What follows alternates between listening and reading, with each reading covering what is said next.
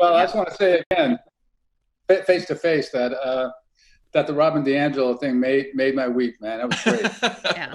I'm glad. And I mentioned to my son, you made the Hitler reference, because this is what we've been saying about the way that these people talk about race, right? I mean, we've seen where this train goes, and you might think there's some other spur, but eventually this motherfucker is going to wind up in Auschwitz, right? Yeah. Right. Well, can we expand on that a little bit? Because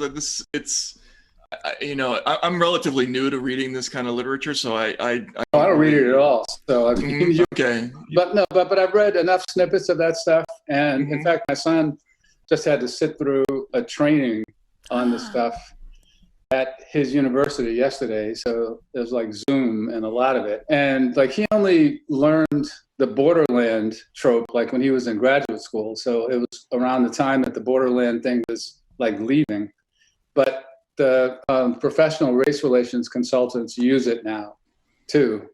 So it's like all this stuff. But no, I mean, the conversation we've been having about this is pretty straightforward, that racism is the belief that races exist.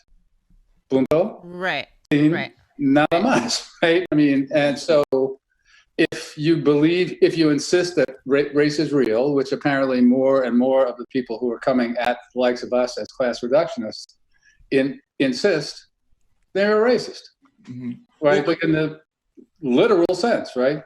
Because they're stressing it, race over other factors? Not just because they're stressing it, but that they insist that we treat it as an essentialist category that's rooted either in biology or culture dressed up as biology, or biology dressed up as culture, because they really come out to be the same thing. So it's not, and what people typically, think or want to think is that racism is the belief that some races are better than others, and some should be persecuted by those that are better.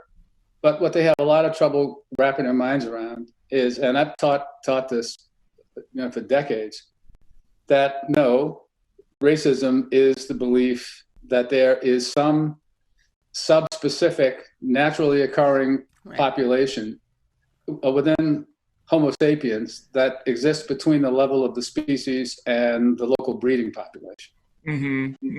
And those are called races, and I've often said to people, every time you hear the word race, think unicorn, because it's the same thing, right?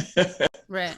But it's also, and the same people who have that kind of implicitly in their understanding, they talk about race as a social construction, right? But they don't actually view it that way. Yeah, no, it's like doing like that, right? Yeah. Oh, race is a social construction. Right. And genuflecting, yeah. Right, yeah, exactly.